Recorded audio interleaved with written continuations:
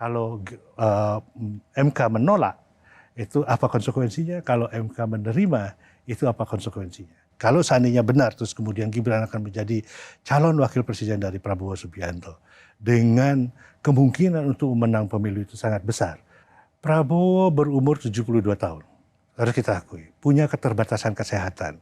Beliau sudah menderita stroke, kemungkinan untuk terkena serangan lagi itu besar. Dan meletakkan beban kenegaraan di atas pundak orang yang punya masalah kesehatan seperti ini juga menjadi pertanyaan. Kalau seandainya terjadi apa-apa, mudah-mudahan tidak gitu ya, pada diri presiden. Kemudian Gibran harus mengambil alih kekuasaan dengan umur yang sedemikian muda, dengan pengalaman yang sedemikian minim. Apakah itu tidak akan menimbulkan krisis di negara ini? Apakah para pemain-pemain politik besar yang benar-benar menguasai partai, yang menguasai sumber-sumber kekuatan politik di negeri ini, itu akan berdiam diri?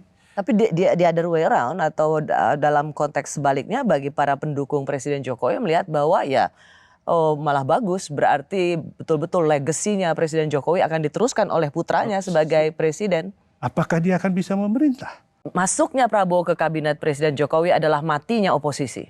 Sangat mencerminkan hal itu, sangat mencerminkan matinya oposisi. Ditambah lagi tentu dengan faktor-faktor lain seperti hukum, ya undang-undang ITE, terus kemudian berbagai litigasi yang dilakukan, termasuk juga tidak hanya terhadap aktivis, tetapi juga terhadap masyarakat biasa. Ya, nah. Dampak dari semua ini tidak ada suara alternatif dan ditambah lagi di antara politik itu ada saling pengertian satu sama lain. Jadi saya melihat tidak pernah sebelumnya ada persatuan elit yang demikian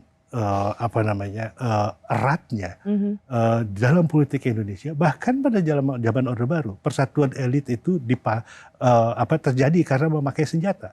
Kalau ini dengan persuasi, kemudian saling saling ada pertukaran, siapa yang dapat apa dan lain sebagainya, itu terjadi pada zaman Jokowi.